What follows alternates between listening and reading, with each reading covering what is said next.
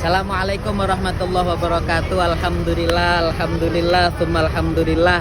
Perjalanan ziarah Wali Songo, keluarga besar Pondok Pesantren Wali Songo tahun 2024 sudah selesai kita laksanakan bersama-sama.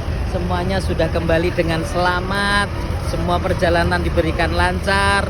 Yang pertama kami haturkan terima kasih kepada seluruh para wali santri, para jamaah yang telah mensukseskan acara ziarah pada tahun 2024 ini. Dan selalu didoakan untuk anak-anak semuanya, mudah-mudahan selalu diberikan keistiqomahan.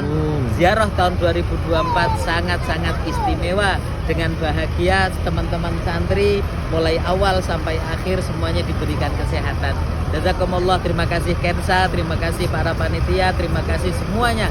Kami haturkan terima kasih. Assalamualaikum warahmatullahi wabarakatuh.